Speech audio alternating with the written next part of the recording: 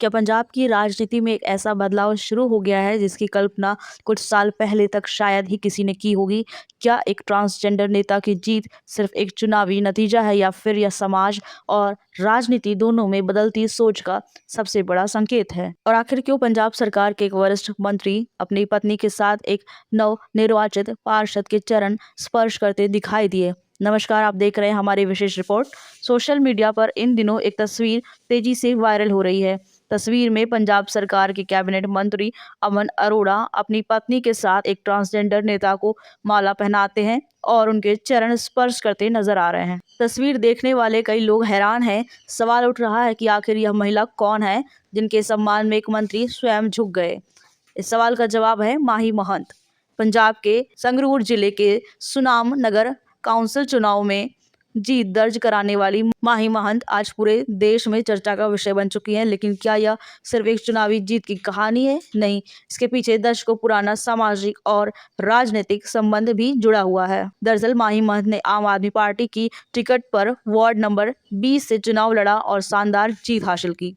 लेकिन सबसे बड़ा सवाल यह है कि जनता ने उन्हें इतना बड़ा समर्थन क्यों दिया? इसका जवाब उनके काम और लोगों से उनके सीधे जुड़ाव में छिपा है। चुनाव प्रचार के दौरान माही घर घर पहुंची, लोगों की समस्याएं सुनी और सफाई, पानी, सीवरेज और स्ट्रीट लाइट जैसी बुनियादी जरूरतों को अपना मुख्य मुद्दा बनाया।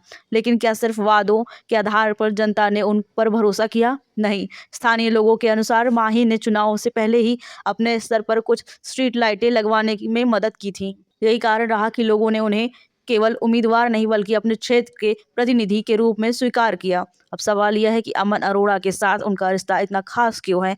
जानकारी के अनुसार माही के गुरु को वर्ष 2003 में स्थानीय चुनाव लड़ने का अवसर मिला था और उस समय यह राजनीतिक समर्थन अमन अरोड़ा के परिवार की ओर से आया था।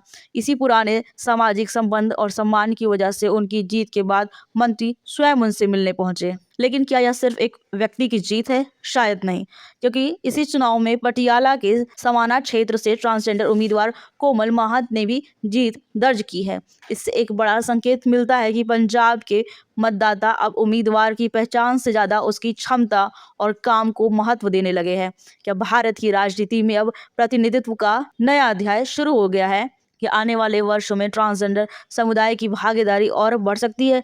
राजनीतिक विश्लेषकों का मानना है कि लोकतंत्र की सबसे बड़ी ताकत यही है कि वह हर वर्ग को आगे बढ़ने का अवसर देता है।